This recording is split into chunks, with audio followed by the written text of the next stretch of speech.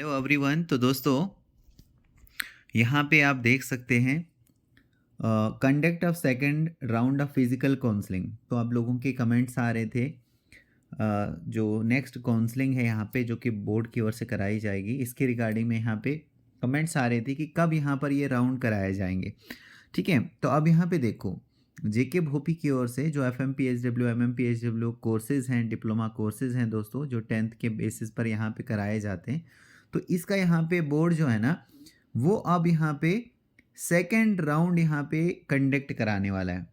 समझ में आ रहा है? नीचे अब यहाँ पे हम देखते हैं, अच्छे से एक बार आप देख लो ताकि डाउट्स क्रिएट ना हो। फिर भी डाउट अगर आते हैं ना तो कोई टेंशन लेने की बात नहीं है, जब तक मैं यहाँ पे हूँ कोई प्रॉब्लम नहीं है। आप मुझे कमेंट करके बता सकते हैं आपके माइंड में क्या आ रहा है, मैं पूरी कोशिश करूँगा। और दोस्तों एक चीज़ मैं आपको बोल देना चाहता हूँ कि जिसके बारे में हमें क्लियरिटी नहीं है उसके बारे में मैं आपको नहीं कहूँगा।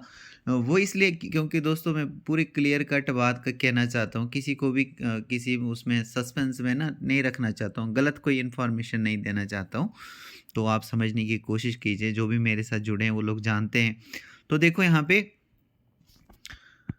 बोर्ड को यहाँ पे जैसे मैंने आपको बताया था कि जो भी यहाँ पे राउंड लिए गए ना बोर्ड की ओर से, उसमें बताया गया था जो भोपी है उसने डायरेक्ट यहाँ बता दिया था कि भैया कॉलेजेस के जो हेड है उनको बता दिया था कि अगर आपके कॉलेज में कोई सीट जो है वो फिल नहीं होती है तो आप हमें मेल कर सकते हैं। बोर्ड ने बोला था, किसको बोला था? जो कॉलेजेस के हेड थे उन्होंने बोला कि अगर आपके कॉलेज में मान लीजिए कि कोई कैंडिडेट नहीं जाता है टाइमली तो सीट तो खाली होगी ना। जैसे पहले आपको कॉलेज दिया गया, जैसे जो भी यहाँ पे फर्स्ट राउंड लिए गए थे, तो पहले राउंड जो यहाँ पे कंडक्ट कराएगा उसमें जो कैंडिडेट नहीं गया, मतलब कॉलेज जो उसको मिला वो वहाँ पे ज्वाइन नहीं किया उसने, किसी भी कारण से हो सकता है, तो फिर यहाँ पे क्या होती है, सीट वैकेंट हो जाती है, खाली रह जाती है।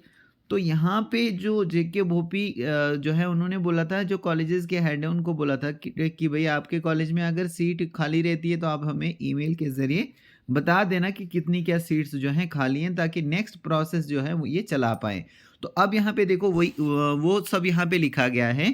The board have received shortfall from various colleges institute, मतलब बोर्ड को यहाँ पे रिसीव हुआ शॉर्टफॉल वेरियस कॉलेजेस इंस्टीट्यूट से जो कि यूटी ऑफ जे में है।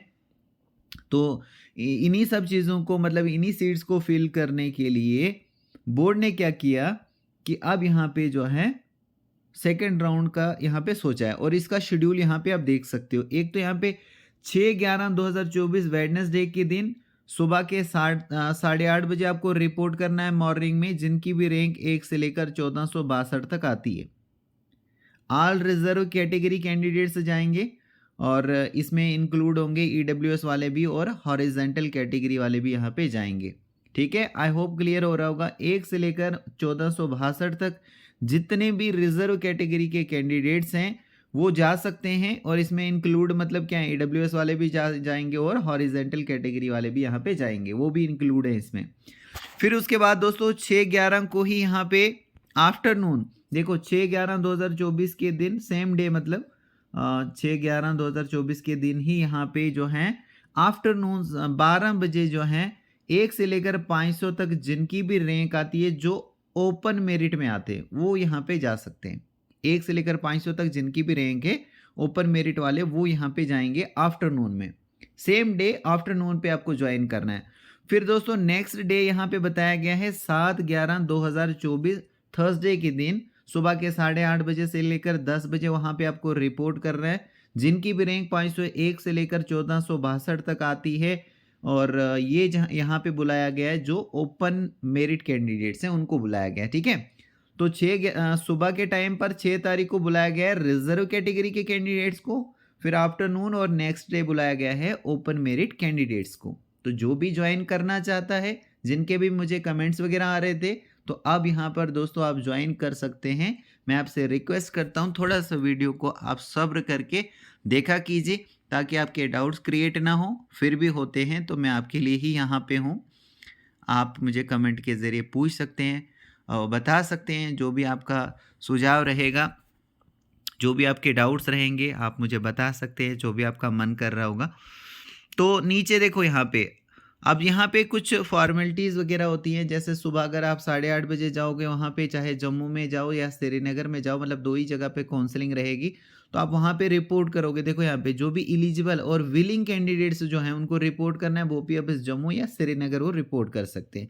किस लिए? वहाँ पे रजिस्ट्रेशन के लिए, अटेंडेंस वगैरह के लिए, और बाकी जो फॉर्मेलिटीज़ वगैरह होंगी उनको, उनकी फुलफिलमेंट के लिए वहाँ पे आपको रिपोर्ट करना है सुबह से 8:30 बजे से लेकर 10 बजे तक। सुबह के दोस्तों 8:30, यहाँ पे देखो एएम लिखा हुआ है, तो सुबह के 8:30 से 10 बजे वहाँ पे आप रिपोर्ट करोगे जिस दिन भी आपको काउंसलिंग के लिए बुलाया गया है। ओके, बाकी यहाँ पे जो है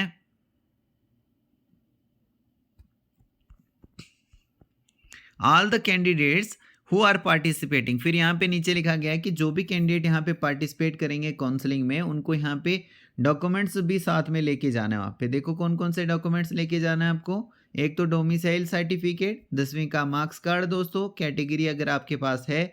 उसके अलावा फिर डेट ऑफ बर्थ के प्रूफ के लिए यहाँ पे क्या लगता है, डिप्लोमा या फिर 10वीं का मार्क्स कार्ड लगता है। तो ये कुछ डॉक्यूमेंट्स हैं जो आपको ओरिजिनल अपने साथ में चलाने हैं। एक्स्ट्रा आप अपनी आईडी प्रूफ कोई रख सकते हो साथ में, अपना जो है इनकी फ़ोटोकॉपीज़ भी रख सकते हो। तो ये कुछ चीज़ें हैं, ये कोई आपको भारी नहीं पड़ने वाली है दोस्तों। इनका फ़ोटोकॉपीज़ भी अगर आप रखोगे, अपना एक फ़ोटो ओरिजिनल आप रखोगे, अपना पेन साथ में रखोगे, ये सब चीज़ें मैं आपको हर बार बोलता रहता हूँ कि अगर ये सब चीज़ें आप रखते हो तो वहाँ पे किसी भी तरह की आपको प्रॉब्लम फेस नहीं होनी कहीं पर भी, ठीक है। और ये कोई भारी भी नहीं है कि भाई ये तो नहीं मांगा तो मतलब आप रखोगे नहीं, ये तो नेचुरल सी बात है, ये रख लेना चाहिए, कहीं पर भी आपको काम में आ सकते हैं डॉक्यूमेंट्स। इसके अलावा फिर यहाँ पे जो फर्स्ट टाइम यहाँ पे पार्टिसिपेट कर रहा होगा काउंसलिंग के लिए, जो भी पार्टिसिपेट कर रहे हैं फर्स्ट टाइम, उनको 1000 रुपये फीस जमा करानी होती है। मतलब पहली बार जो यहाँ पे अटेंड कर रहे हैं काउंसलिंग, जिन्होंने पहले अटेंड की है तो उनको तो 1000 रुपये उन्होंने पहले से ही पे करके रखा होगा, तो उनको फिर दोबारा पे करने की ज़रूरत नहीं है और वो अटेंड काउंसलिंग कर सकते हैं। ठीक है, आई रिपीट यहाँ पे कि जो पहली बार यहाँ पे काउंसलिंग के लिए जा रहे हैं उनको 1000 रुपये देना है। और ये आपको कैसे देना है, जो पीओएस मशीन होंगी ना, वो मतलब जम्मू का जो भोपी ऑफिस उसके बाहर में मशीन लगी होगी, उस मशीन से आपको 1000 रुपये कटाना है फीस, तभी जाकर आपको काउंसलिंग में मतलब वहाँ पे जाने दिया जाएगा, अटेंड करने दिया जाएगा। ओके, और जिन्होंने पहले काउंसलिंग मतलब पहले राउंड में ही काउंसलिंग अटेंड की थी लेकिन कॉलेज उनको अपनी पसंद का नहीं मिला, कोई भी रीज़न रहा होगा, तो वो यहाँ पे अटेंड कर सकते हैं, उनको किसी भी तरह की फ़ीस पे नहीं करनी होगी। इसके अलावा रिसिप्ट वगैरह उनके पास अगर कोई है तो वो अपनी रख सकते हैं, मतलब उनको ज़रूरत नहीं है, ठीक है ना? उनको ज़रूरत नहीं है लेकिन वो अटेंड कर सकते हैं। उनका रिकॉर्ड तो वैसे ही वहाँ पे होता है कि भाई आपकी फ़ीस वगैरह मतलब आ चुकी है। The candidate who have allotted seat of their choice and have joined the respective institute need not to attend the second round. जिनको यहाँ पे सीट मिली है, जिन्होंने वहाँ पे ज्वाइन कर लिया है, उनको दोबारा यहाँ पे ज्वाइन करने की ज़रूरत नहीं है।